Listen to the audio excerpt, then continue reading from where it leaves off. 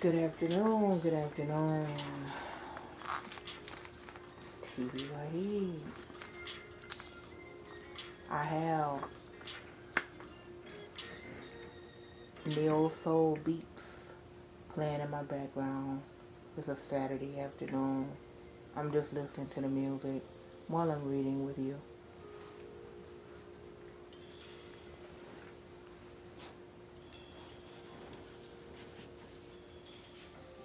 And I'm watching the artist make African American art. Beautiful, beautiful art. I wish you could see it.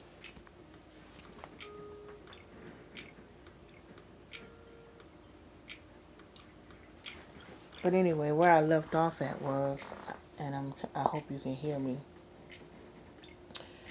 The French community inaugurated under President de Gaulle's Fifth Republic and buttressed by the association of former French dependencies with the European Common Market, provided a combination of the ideas of Eurafrica with the basic assumption of the British Commonwealth.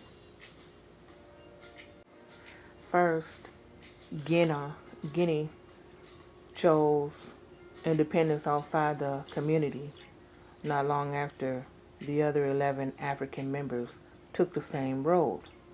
Present trends are toward regional cooperation, with accompanying regional consciousness and regional pride, as expressed in the Organization of African Unity. And also, I don't own the rights to that music. I couldn't remember if I said that, but I have to put that in there. And I'm reading Race and Color in International Relations by Robert K.A. Gardiner. I don't add to or take from the book, just read it as is. But an association of Francophone countries is still an aspiration shared by France with her former dependencies. There is, therefore, the possibility of a worldwide French-speaking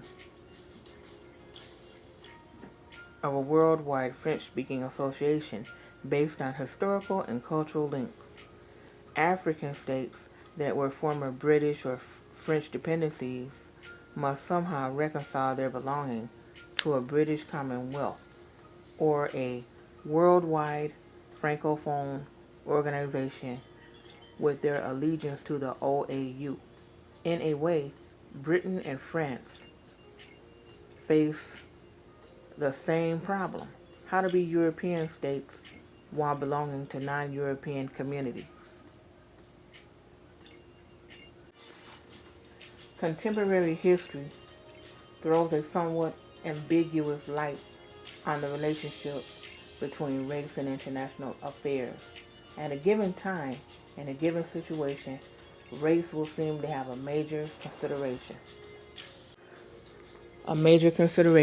in the actions of nations. Yet in situations where the racial factor might be expected to dominate, nations are often guided by quite different considerations. Indeed, it is sometimes impossible to determine where to draw the line between race considerations and the ties of history and culture which can bring nations together. This is illustrated by the case of white Australia. The European subcontinent has recognized that its destiny is a Pacific destiny. In the past, Australia never thought of seeking an accommodation or understanding with its Pacific Asian neighbors. Rather, Australia and New Zealand sought first the protection of the powerful British Navy, and then turned their eyes toward the United States. Were they appealing to their kith and kin, or were they drawn by affinities of culture and history? What explains the near panic of the turn of the century that led to the introduction of the white Australia policy? The sense of isolation in a yellow sea must have exacerbated the natural wish to have the protection and support of the light and to fend off what may have seemed the inevitable swamping of their country by yellow hordes. 50 years later, when the ANZUS Security Pact was signed by the United States, Australia, and New Zealand, was it not possible to detect undertones of white solidarity in the face of the yellow masses? Pressing on the Australasian subcontinent, it is hard to say. A similar treaty was signed with the brown-yellow Philippines, also the allies of the United States in the current Vietnam War, consist of brown-yellow Southeast Asians as well as the white dominions. Clearly, it is difficult, sometimes impossible, to draw the line between economic, political, and military motivations. The European Economic Community faces COMCON in an ideological as much as economic confrontation. The Alliance for Progress was as much a political as an economic initiative. The growing disparity between the rich and the poor nations plays an important part in the ideological and power contest between the two megaliths of East and West. The economic contest has produced its own set of alignments. Aid has become a potent weapon in the struggle for allegiances, and the poor communities are gradually organizing themselves to ensure that they get from it the greatest benefit and the least harm, and avoid external economic, military, or ideological dominion. At the same time, one cannot ignore a persistent feature of the age: the growing economic interdependence of communities. In the words of Thorsten Veblen, as things stand now, no civilization, no civilized country's industrial system will work in isolation. As an industrial unit, the nation is out of date. The case may be a little overstated, but it is true that industrial technology knows no borders and contains within itself the dynamic of internationalism. These developments, together with the growth of trade, are gradually but relentlessly forcing nations and races toward interdependence. Although the world is still very far from Gunnar Myrdal's dream of a world economy, the volume and scope of contemporary international trade and its growth carry implications of greater and greater international contacts and relations. Because of this interdependence, it is permissible to look at the rules and regulations that govern international trade as a sort of universal social contract. My comment. Wow, reading that part right there, now I'm thinking about the internet and how fast information travels and how fast you can make contact with people, whether you're in person or not in person. Mind you, this book was written in 1964. And just seeing and listening, reading about what they were talking about at that time and thinking about now,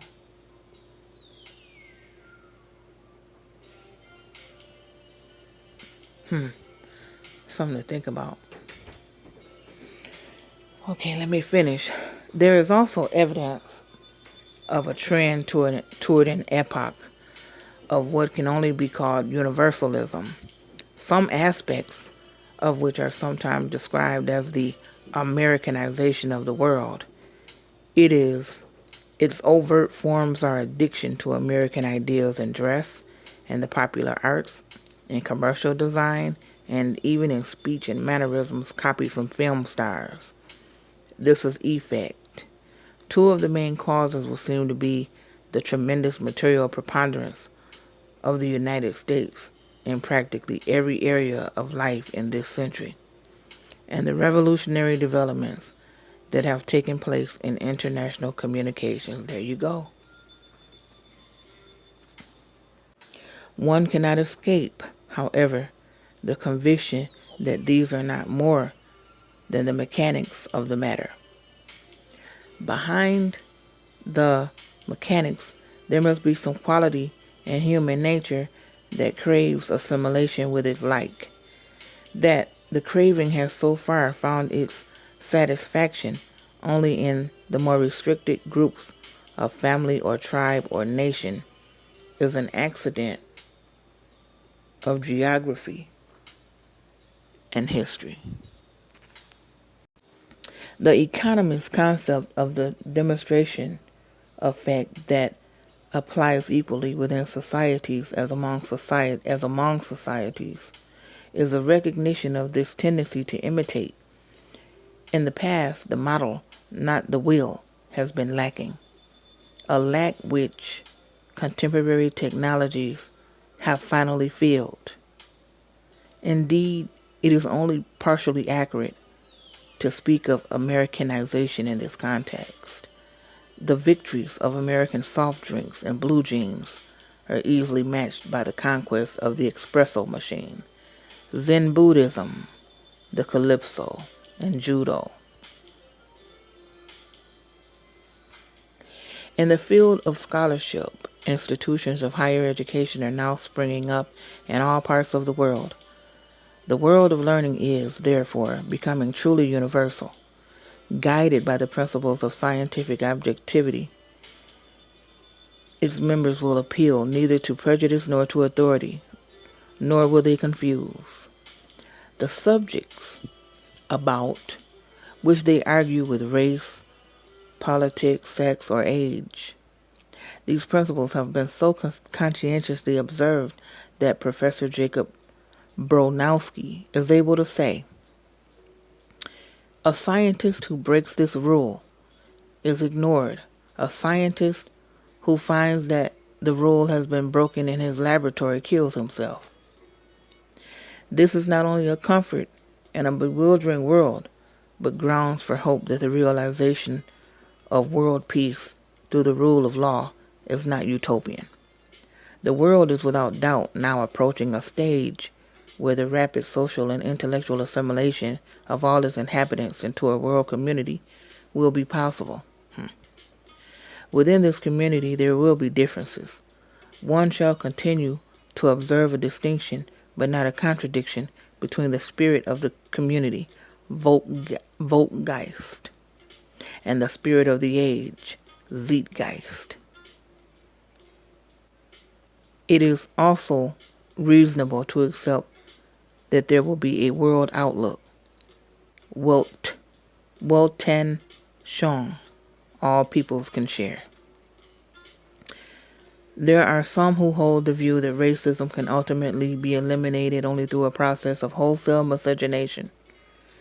This is essentially a sentimental analysis that both denies the countless crossings of the race barriers humane people have accomplished throughout history and ignores the occurrence of civil war, not to mention fratricide. The mixture of races is not a necessary precondition to international understanding. Let me read that again. The mixture of races is not a necessary precondition to international understanding. At the same time, the intermingling of all the strands of the human race would seem a natural outcome of the spreading of the media of mass communication and the speed of modern transportation.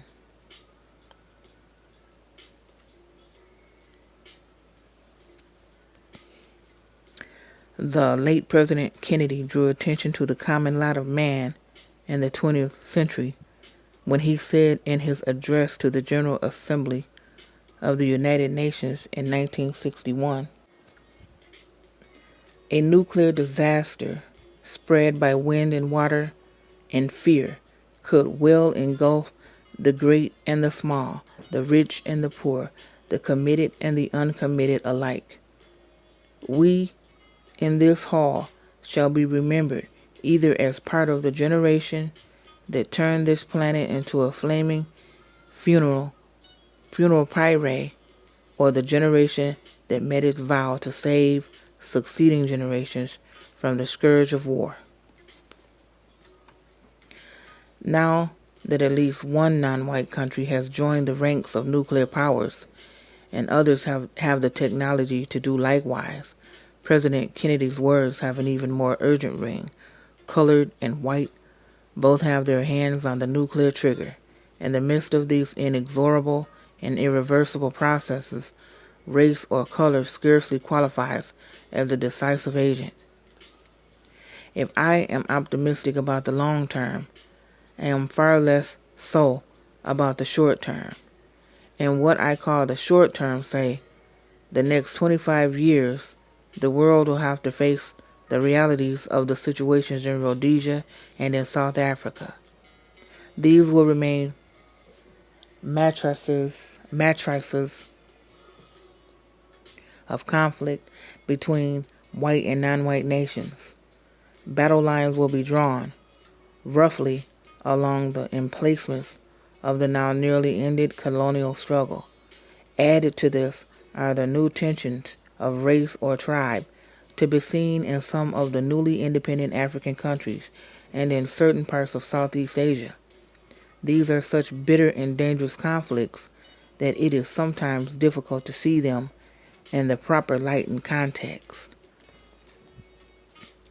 The world is being obliged, through its increasing mastery over its resources and its increasing knowledge of itself, to regard itself as one. Separate groupings of nations are more and more becoming just one aspect of a world society. This process of becoming one calls for action at various levels and in many spheres. It is of paramount importance that within states or communities discrimination be eliminated, especially in education, employment, housing, and the administration of justice. Between states, 2 steps have already been taken toward the building of a society of nations: the acceptance of the principle of self-determination of peoples and the respect for the sovereignty of states, however weak or poor. Efforts of communities to meet their daily needs in the economic field are both facilitating and making necessary the development of one world. The physical threat to the survival of the human race is terrifying. The greatest challenge to mankind is how to foster adjustments in conventional outlook and in minimum standards of behavior in a fragmented world moving toward unity. Unity must not be confused with uniformity. It would be as absurd to expect a standard human type as to expect a uniform world culture. A world of free men must be a world of diversity, should it? That's just my comment. Okay, my people. Thank you for reading with me. Well, thank you for listening to me as I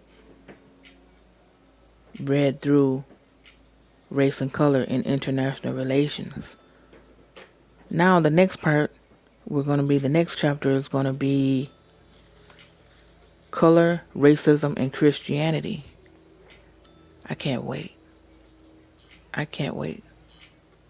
think I will be back real soon to do that one.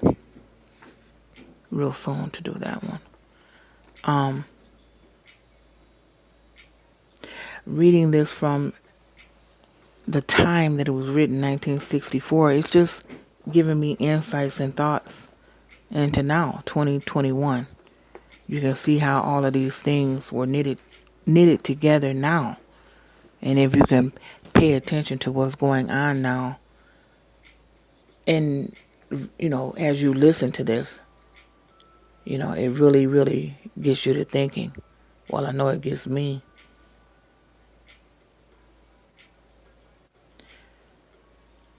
I'm going to be back sooner than you think to get started on this next chapter.